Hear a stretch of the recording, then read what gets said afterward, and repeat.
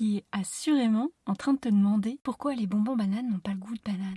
Tu t'apprêtes à écouter un épisode du double interview de Double Cosmos.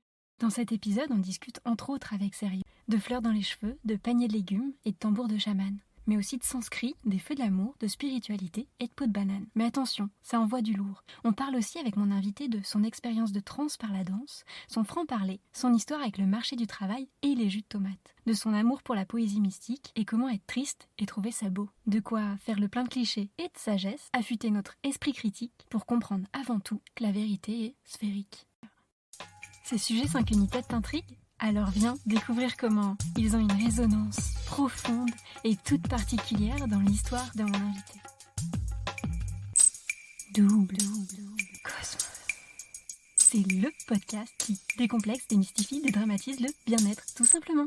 Hello, je suis Aurélie, la créatrice de Double Cosmos. Dans la vie, j'accompagne aussi bien les curieux, débutant sur le chemin de la connaissance de soi, grâce à l'Ayurveda, que les experts du bien-être sur la création graphique, vidéo et médias. Si vous voulez en savoir plus, allez découvrir la bande-annonce du podcast et les épisodes solo. Hey! Un mardi sur deux à 18h, on se retrouve pour le double interview Fast and Vast.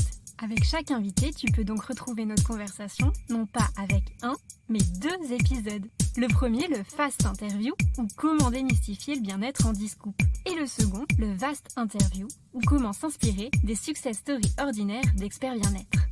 Dans ce double interview, j'invite des experts à partager avec nous leurs conseils de spécialistes, mais également à nous raconter les coulisses de leur réussite et leurs galères. Tous les détails rocambolesques, incongrus, mais remarquablement inspirants de leurs success stories ordinaires qui font qu'on est tous débutants un jour. De quoi nous décomplexer et montrer que le bien-être, il n'y a rien de plus accessible.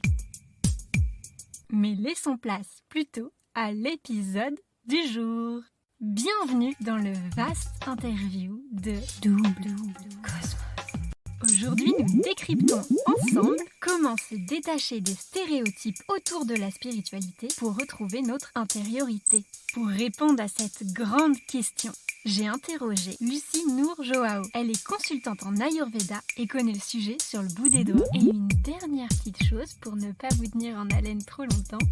N'oubliez pas de vous abonner sur votre appli de podcast préféré, de mettre un commentaire cool sur Apple Podcast et 5 étoiles avant de partager cet épisode autour de vous s'il vous a plu. C'est le meilleur moyen de m'aider si vous aimez ce podcast. Un grand merci à vous et bonne écoute. Bonjour Lucie. Bonjour Aurélie. Merci beaucoup d'avoir accepté de partager ta success story ordinaire dans ce podcast. Et si tu te présentais à nous en 2 mots, top chrono. En 2 mots, je m'appelle Lucie Nour-Joao, je vis au Pays Basque, je suis consultante en Ayurveda, j'ai 40 ans et j'ai déjà eu 18 vies. Pour commencer, une question facile. Mais c'est quoi au fait le métier de praticienne Ayurveda ?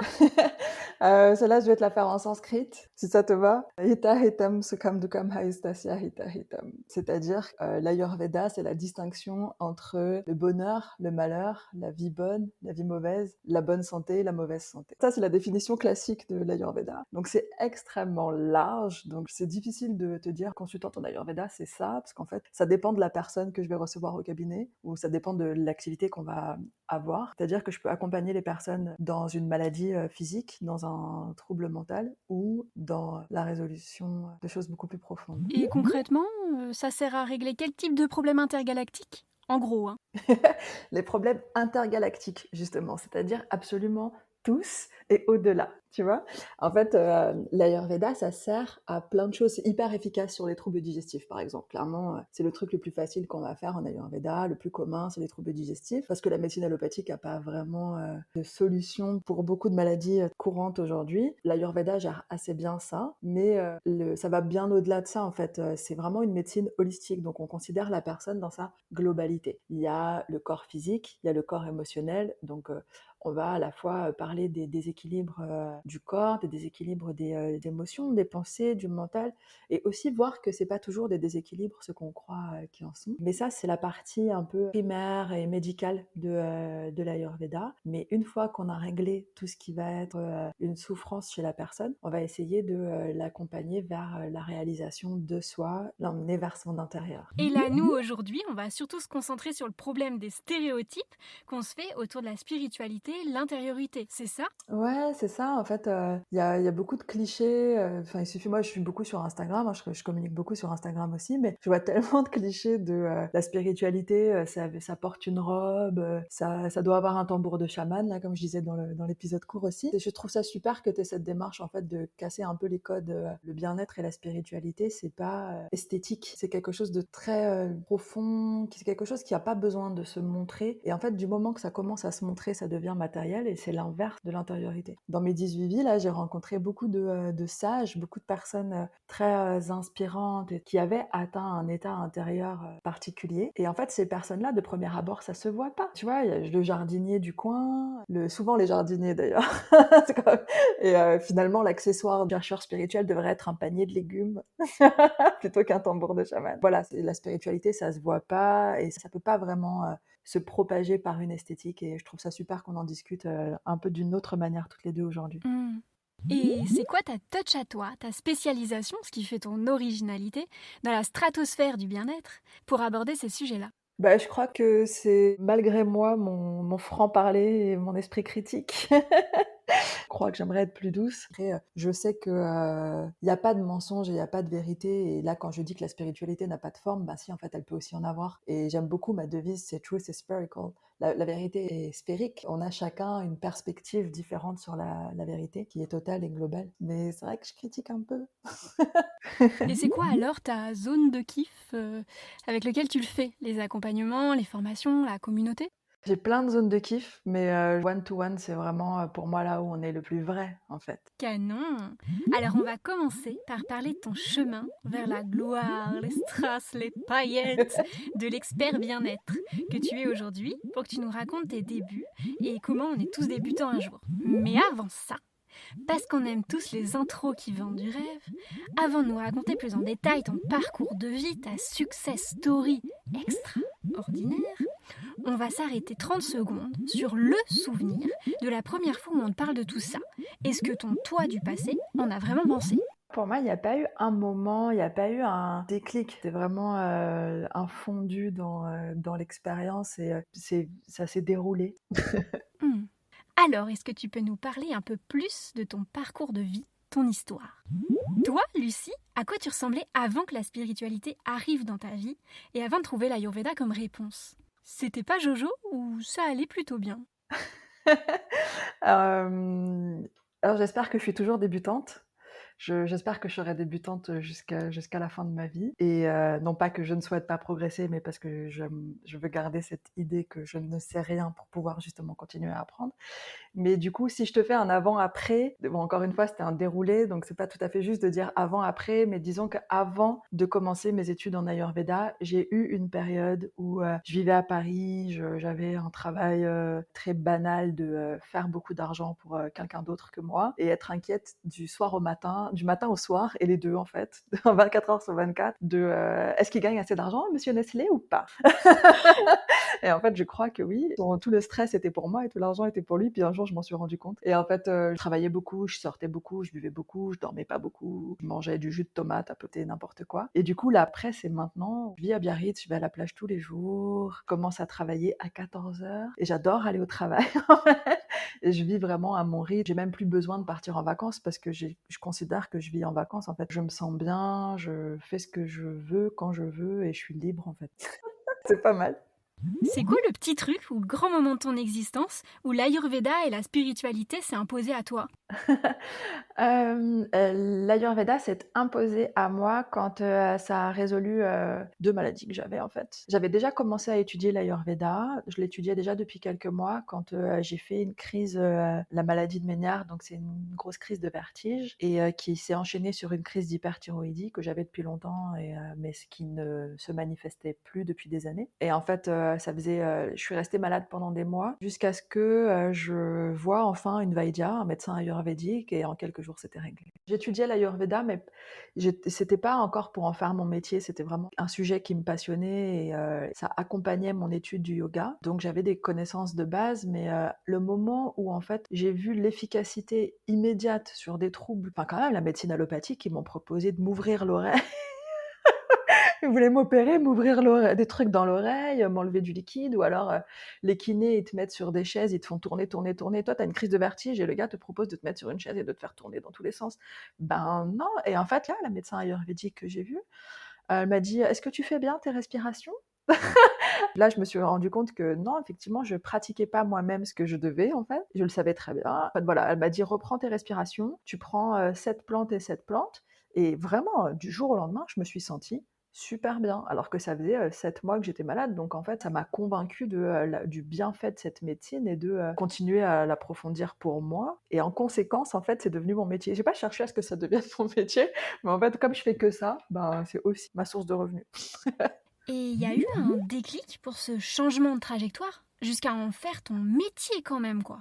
En fait, j'avais arrêté de travailler il y a un moment, donc quand je vivais à Paris, là, que je travaillais trop, que je buvais trop, là. Il y a eu un moment où j'ai arrêté de travailler. En fait, j'avais envie d'arrêter, mais j'y arrivais pas parce que voilà, comme tout le monde, j'étais lancée dans le truc de la carrière, faut gagner de l'argent, et comment je vais faire si je gagne plus d'argent, etc. Mais j'avais cette envie et cette peur à la fois, et l'univers, dans sa grande bonté, m'a mis un petit coup de pied aux fesses et j'ai pu partir, en fait. Je suis partie, je disais que je prenais ma pré-retraite. J'avais décidé de pas travailler pendant 2 ans, et en fait, pendant ces 2 ans, donc de ne rien faire, je suis partie vivre au Portugal, j'étais en vacances en gros. Sauf que du coup, bah évidemment, tu as du temps et tu remplis un peu ton temps. Mais je le remplissais pas beaucoup, hein.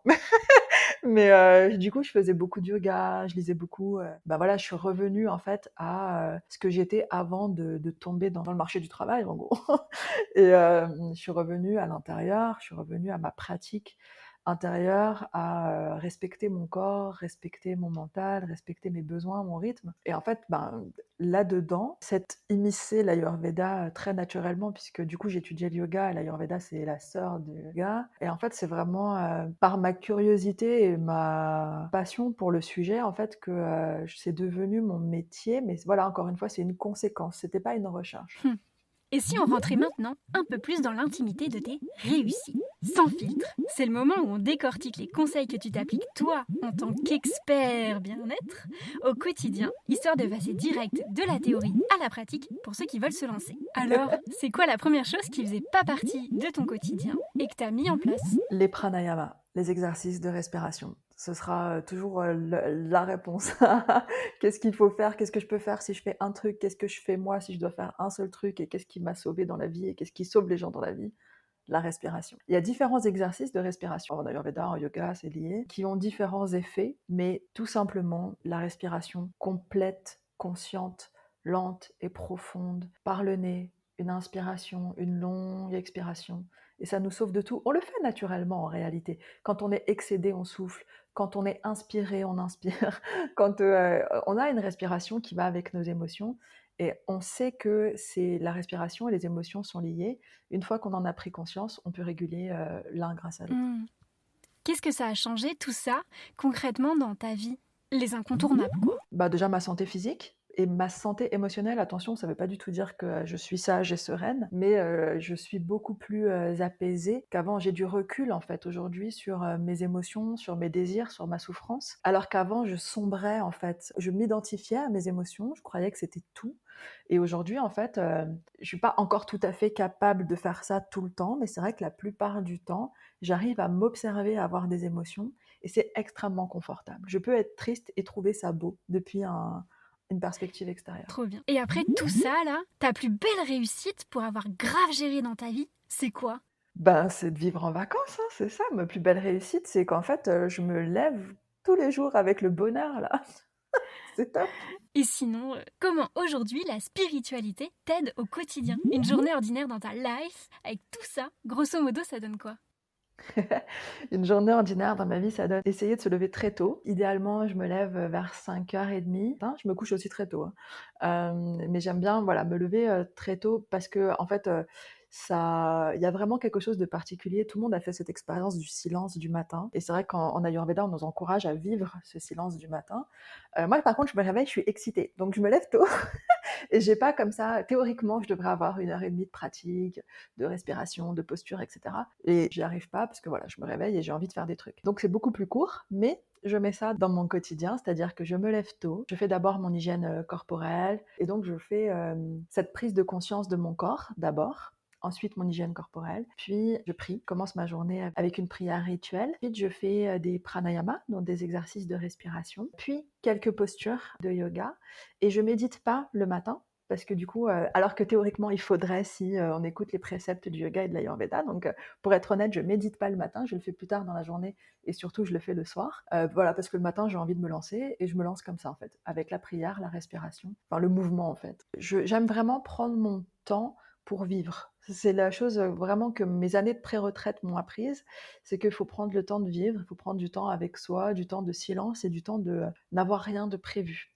Et donc, je commence à travailler qu'à 14 heures à peu près. Donc, tout ça, c'est pas des contraintes, en fait. C'est ce que j'ai envie de faire dans mon temps libre. Je fais un peu de sport, je fais mes cours de sanskrit, j'étudie mes cours d'Ayurveda, puisque j'étudie encore. Cuisine, je mange aussi, je mange que le matin, moi. Après midi, j'arrête de manger. Je lis un livre, je papote avec mes amis, voilà, des trucs comme ça. Et quel conseil perso, du coup, tu t'appliques, qui vibre en toi plus qu'un autre, si tu devais en retenir qu'un qui marche vraiment bien sur toi?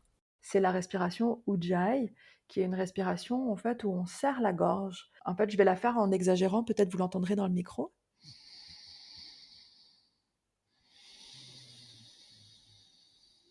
En fait, ça fait le bruit des vagues, mais normalement, il faut la faire très doucement pour pas qu'on entende et pour pas s'abîmer les cordes vocales. Le fait de laisser passer un tout petit peu d'air, de serrer la gorge et de passer cette filet d'air dans une gorge serrée, non seulement ça allonge énormément la respiration et du coup, ça fait passer notre système nerveux en parasympathique, mais du coup aussi, ça masse notre glande thyroïde et du coup nos hormones et ça fait du bien. C'est quoi ta routine, bien-être miracle, ton petit rituel d'apaisement, de temps juste pour toi? Pour moi, c'est la lecture des textes anciens, de la poésie mystique persane. Je lis presque que ça. Quand j'ai besoin de me ressourcer, et du coup, ça veut dire quand on a besoin de se ressourcer qu'on n'est pas bien, et quand on n'est pas bien, c'est difficile de respirer, de méditer et tout ça, là. C'est une illusion de croire que quand on n'est pas bien, il faut méditer. Non, en fait, ça marche pas. Et du coup, pour moi, ce qui fonctionne, c'est la lecture des sages. Ça me fait plonger dans une autre direction. Voilà, la direction intérieure. Trop bien. Ok, si tu le veux bien, rentrons maintenant un peu plus dans l'intimité, des moments un peu plus laborieux, les petites galères quoi, sans filtre et sans jugement évidemment. Simplement pour démystifier le statut d'expert inaccessible et montrer que les jours avec et les jours sans, c'est normal en fait. Alors vas-y, fais-nous déculpabiliser de parfois juste un peu galérer. L'anecdote jamais dite, le secret inavoué, qui fait que t'es bien terrien et humain avant tout. Allez, à vous.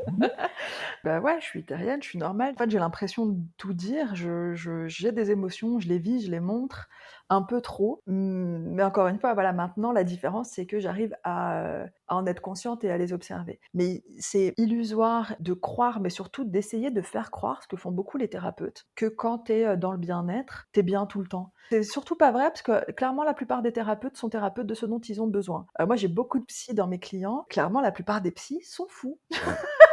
Ils ont des troubles psychologiques, clairement. Ils sont fous mignons, là, tu vois, ils ont des jolis troubles. Mais en fait, je pense vraiment avant, en fait, on devient thérapeute d'une thérapie dont on a besoin. Et pour moi, c'est le cas. Je ne connais personne qui soit neutre, là, pas de souffrance, et surtout une femme. Mais déjà, c'est beaucoup plus facile de conseiller quelqu'un d'autre que soi-même.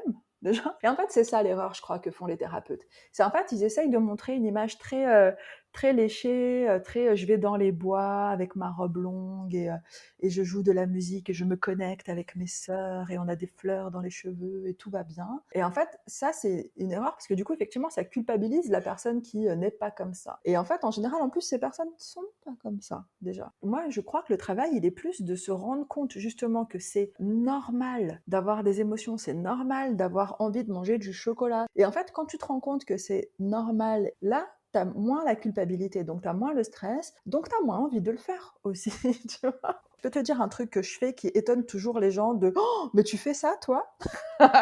Tous les jours de ma vie, depuis longtemps, je regarde un épisode des Feux de l'amour. Alors là, vraiment, c'est le secret inavoué. Je m'y attendais pas du tout. Ça fait pas de moi une personne normale pour le coup, tu vois, c'est l'inverse. Ça fait de moi une personne totalement anormale. Ah, j'adore. Et je tiens à souligner ce que tu as dit juste avant aussi, parce que c'est exactement pourquoi je fais ce podcast. Donc, merci beaucoup. Merci à toi de le faire.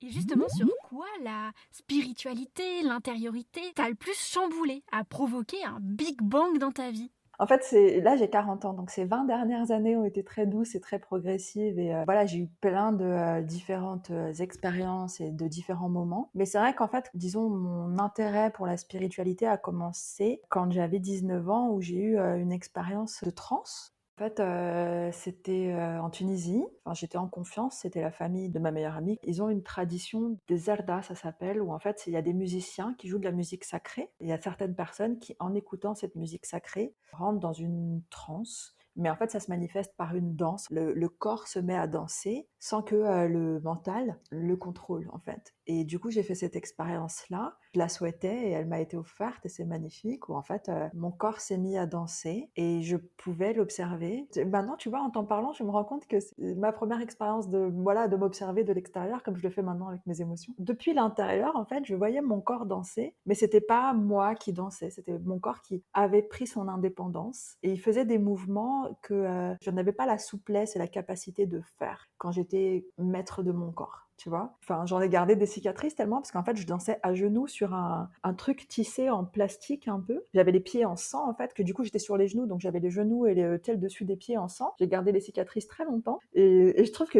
c'est les choses les plus belles que j'ai eues sur mon corps. Ça me rappelait toujours, il y a cette conscience intérieure que je suis pas mon corps et si je suis pas mon corps, je suis pas non plus mes émotions. Je suis ce qui observe et ça j'ai appris bien plus tard dans mon cheminement que c'était l'enseignement de la plupart des philosophies orientales. Et forcément, ça a déclenché quelque chose en moi, en fait, ça a libéré, je crois, des barrières que je mettais dans mon cerveau à ce qu'étaient les religions, ce qu'était la spiritualité, ce qu'était ci, et que je refusais totalement parce que je trouvais que c'était pour les gens stupides.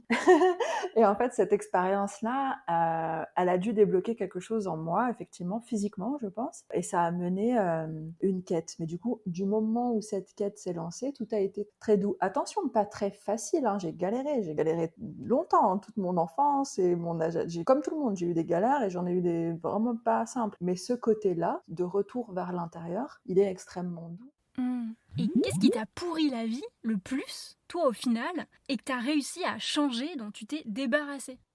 Mon entourage. C'est moche, hein, je dis pas que je souffrais à cause de mon entourage, mais mon entourage était polluant et cette confiance en Dieu, ma foi, m'a permis de partir en fait. Alors que j'avais peur, alors que voilà, c'est difficile de sortir de l'environnement dans lequel tu as passé toute ton enfance, toute ton adolescence, parce que tu sais pas ce que tu vas faire. Est-ce que tu vas avoir assez d'argent? Est-ce que tu vas avoir des amis? Comment ça va se passer? En tout cas, c'est ça qui était toxique pour moi, c'était l'environnement dans lequel j'évoluais et j'ai pu en changer grâce à cette confiance intérieure. Tu nous parles de foi. Est-ce que spiritualité veut forcément dire religion, ou peut-on tout à fait voir l'un sans l'autre? Y a-t-il une différence selon toi? Alors, clairement, la réponse est beaucoup plus complexe que ce que je vais dire là en quelques minutes, forcément. J'aime bien cette image de Shashi Ravi Shankar, un maître de yoga. Il dit, en fait, la religion, c'est la peau de la banane et la spiritualité, c'est la chair de la banane. En fait, le truc, c'est que si tu jettes la peau de la banane, ben, la banane, elle va pourrir, tu vois. Mais si tu manges la peau de la banane sans l'intérieur, c'est con, tu vois. Et j'aime bien cette image, je trouve qu'elle est bonne. Mais du coup, spiritualité, je préfère dire l'intériorité parce que justement, en fait, quand on dit spiritualité, les mots, c'est compliqué parce qu'on a notre culture qui intervient sur le mot. Et que moi, personnellement, quand j'entends spiritualité, dans la bouche de quelqu'un que je connais pas, j'entends les chakras et les auras, et les trucs comme ça, là, tu vois. Et ça m'énerve. Et du coup, j'aime bien l'idée d'intériorité, et c'est ce que veut dire étymologiquement spiritualité, mais du coup, intériorité, tu entends que c'est l'intérieur de toi. C'est pas quelque chose que tu fais, c'est pas quelque chose que tu recherches à l'extérieur, c'est même pas quelque chose que tu apprends, c'est quelque chose qui est en toi, et il faut simplement y revenir, l'écouter, prendre ce temps-là. Et j'aime bien aussi la notion de silence qu'on utilise beaucoup dans l'Ayurveda plutôt que spiritualité, mais ça veut dire la même chose. Et la religion, en fait, c'est la forme, c'est le chemin qui t'accompagne vers ça. Parce qu'en fait, là, je dis oui, il suffit de revenir à soi, mais c'est pas facile, en fait. Et du coup, les religions, ce sont des méthodes pour revenir à ça. Et moi, j'ai un réel amour pour toutes les religions. Je les trouve magnifiques et pleines d'enseignements et j'en ai pratiqué plusieurs. Quand j'avais 20 ans, je me suis convertie à l'islam. C'est pour ça qu'il y a le Nour aussi dans mes prénoms. Et je le pratique encore. Les prières que je fais le matin, c'est la prière rituelle de l'islam. Mais j'étudie beaucoup le judaïsme. Je trouve ça magnifique, par exemple. Et là, petit à petit, du coup, ça me permet de revenir aussi au christianisme, qui est la religion dans laquelle j'ai grandi plus ou moins. Enfin, j'ai fait mon catéchisme, mais pour le coup, il y avait que la peau, il n'y avait pas l'intérieur de la banane, tu vois. Voilà, donc il y a une différence entre spiritualité et religion, mais l'un avec l'autre, c'est plus facile. La religion sans la spiritualité, je trouve que c'est dommage, mais ça permet de respecter des normes sociales de ne pas tuer, ne pas être violent, ne pas convoiter la femme de ton voisin et des trucs comme ça, donc c'est pas mal, en fait. Et en fait, les religions servent beaucoup à ça, en réalité, à mettre des normes pour qu'un groupe puisse vivre ensemble dans l'harmonie. La religion sans spiritualité, c'est dommage, mais pourquoi pas? Et la spiritualité sans religion, c'est tout à fait possible. On le voit de plus en plus, en réalité, on va de plus en plus vers ça, puisqu'il y a un rejet de la religion à cause des excès et du littéralisme, du manque d'interprétation des religions. Mais je crois qu'en fait, une fois qu'on a trouvé notre intériorité, et que là, du coup, on se réintéresse aux religions, on comprend et ça nous emmène plus profondément vers notre intérieur. Donc oui, c'est tout à fait possible l'un sans l'autre. C'est bien l'un avec l'autre. Trop bien. C'est quoi le conseil que tu donnerais à ton toi du passé, des années-lumière en avance, niveau spiritualité, intériorité? Le scoop arrivé tout droit du futur, quoi. Si je devais donner un conseil, au risque de me répéter, en fait, respirer, fermer les yeux, fermer les oreilles, se concentrer dans son cœur, inspirer, expirer. Et en fait, il n'y a qu'un conseil, sauf qu'on ne l'applique pas. Mais en fait, si tu arrives à faire ça, encore une fois, moi je dis pas que j'y arrive en fait, parce que l'objectif, ce serait d'être tout le temps dans cet état intérieur et de vivre ton extérieur en étant dans cet état intérieur. Et ça, c'est la sagesse en réalité, c'est d'être capable de vivre dans le monde, de faire face à des choses qui sont pénibles. J'ai une copine l'autre jour qui me racontait, je peux te dire une anecdote comme ça, elle s'énerve tous les jours des dizaines de fois parce qu'elle voit des gens qui jettent leur mégot de cigarette par la fenêtre de la voiture et elle les insulte et elle leur parle. Elle se met à côté de la voiture, elle leur dit mais pourquoi vous faites ça et nanana. Enfin, elle vit dans les Landes, mais bon, on vit à côté. Et en fait, elle me raconte ça, puis non seulement ça me fait rire qu'elle s'énerve pour ça, même si je le comprends, mais tu vois, je remarque que moi, je vois jamais personne avec un mégot de cigarette en fait. J'ai l'impression que personne fume ici. Tu sais, un peu l'idée que tu crées ta propre réalité. Pas vraiment, mais ce à quoi tu donnes ton attention grandit. Ça, c'est des clichés du bien-être, que ce à quoi tu donnes ton attention grandit. C'est pas que genre tu manifestes ta réalité, par contre, tu la regardes dans une certaine perspective. Et du coup, plus tu pratiques ça, c'est-à-dire que plus tu regardes les gens en voiture et vice-versa, plus tu regardes à l'intérieur, plus tu passes ton temps à revenir à l'intérieur de toi, à ta paix intérieure, et plus tu vas ne voir que ça. Et petit à petit, il paraît que ça devient ta norme. Et l'obstacle à ton bien-être dont tu veux te dépatouiller, mais pour lequel t'es un peu encore en mission aujourd'hui? C'est moi-même en fait, enfin c'est moi-même, c'est la couche entre mon extérieur et mon intérieur. J'aimerais en fait me libérer de mes doutes, de toute cette couche émotionnelle qui est encore présente. Je sais que c'est un travail en cours et aujourd'hui j'ai réalisé ça, que en fait j'ai pas besoin de supprimer cette couche, mais plutôt en fait de la comprendre et de m'en détacher. Mais c'est encore voilà, c'est encore en cours et je pense que ce sera en cours encore sur plusieurs vies. C'est quoi ton plus gros péché mignon qui te fait déroger à tes bonnes habitudes de bien-être? Attention, l'heure est grave. Je vais te le dire parce que t'es sympa, mais franchement, c'est inadmissible avec moi-même parce que je dis beaucoup aux gens qu'il faut pas le faire. De temps en temps, je bois un café. Et le problème, en fait, c'est que clairement, le café, c'est un problème pour tout. C'est un problème pour le corps, le système nerveux, la digestion. Enfin, c'est vraiment pas terrible du tout, le café. Tout par rapport à mes vertiges, ma thyroïde. Voilà, ça aggrave les maladies auto-immunes qui sont chez moi non manifestées normalement. Quand je bois du café, ça peut les manifester. J'ai une addiction, voilà, j'adore le café. En général, j'en bois pas. Et de temps en temps, en fait, tu sais, tu passes devant un café, puis tu sens la bonne odeur de la torréfaction, là, tu vois. Et je me dis, oh, allez, une fois, un café, tu vois.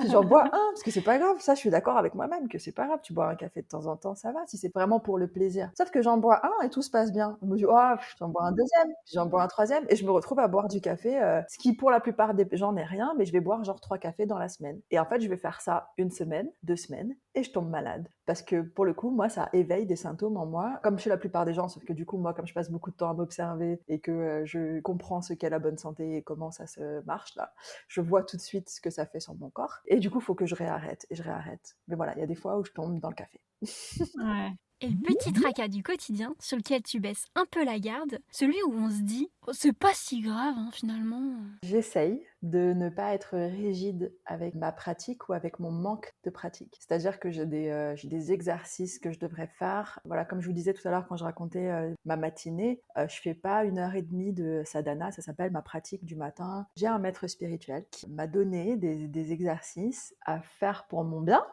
pour mon évolution. Et c'est ce dont j'ai toujours rêvé en plus. J'ai vraiment toujours rêvé d'avoir ça. Quelqu'un qui me guide et m'accompagne. Et je les fais pas. Et ça me rend folle. Et j'en discute avec lui. Hein. Et en fait, je me sens pas bien quand je les fais. Et du coup, j'ai pas envie de les faire. Et du coup, quand je me réveille, je suis un peu réticente à ça. Et en fait, mon exercice, il est pas justement de me forcer à le faire. En fait, là, j'essaye de faire cet exercice-là avec moi-même, de me dire, bon, c'est pas grave en fait. Sois pas rigide avec ta pratique, puisque c'est tout l'inverse que tu recherches en fait. C'est quoi ton petit réconfort ou ta petite pause à toi qui passe crème quand vraiment, c'est la pagaille? Oh, c'est ça, c'est quand je vais lire de la poésie, là, tu vois, je vais me plonger dans un recueil de Rumi ou de Jami, je vais lire Attal, ouais, je vais plonger dans la Perse du Moyen-Âge. Et avec tout ça, tout ce que tu as vécu, quel message interplanétaire tu veux lancer pour éviter à tout le monde de faire les mêmes erreurs? Il y a un seul message que j'aimerais donner à l'univers dans sa globalité, c'est de se diriger vers l'intérieur. L'intérieur, l'intérieur, l'intérieur. C'est pas un hasard si on dit qu'on est désorienté quand on se sent pas bien. On est désorienté parce qu'on n'est pas dans la bonne direction. Pas dans le sens où la bonne direction, c'est l'Orient, mais on a perdu sa direction. Et sa direction, c'est l'Orient, effectivement, pour certaines traditions, c'est le Nord-Est pour d'autres traditions. En fait, c'est pas une direction physique, c'est une direction intérieure qu'on trouve chacun quand on la cherche. Trop bien. Et là, voici la dernière question, un peu tradie, pour finir ce podcast. Attention, roulement de tambour, quel est le message que tu voudrais transmettre à tout le cosmos pour changer le monde? La vérité est sphérique. Ma devise. Je vais l'écrire de partout sur les murs et tout. La vérité est sphérique. T'as raison, il a raison, nous avons raison. Et en fait, si on rassemble tous nos petits points de vue, on se rapproche du sens et de la vérité. Trop bien. Alors une dernière petite chose avant qu'on se quitte, est-ce que tu peux nous rappeler où les auditeurs peuvent te contacter ou retrouver tout ton travail? Je mettrai les liens dans les notes de l'épisode. Le plus facile, c'est Instagram, ayurveda.pays basque. Mon site internet, c'est ayurveda-auquotidien.com. Super. Merci beaucoup, Lucie. Merci à toi, Aurélie. Merci beaucoup de m'avoir donné l'opportunité d'en parler sur un ton différent, surtout. Et ça, pour moi, c'est important. Merci. Et merci à toi d'avoir partagé en toute transparence avec nous ici cette magnifique success story ordinaire. Hey! L'épisode touche à sa fin. Si tu as aimé ce podcast, merci de lui mettre un commentaire cool sur Apple Podcast et 5 étoiles avant de partager cet épisode autour de toi. C'est le meilleur moyen de le faire connaître.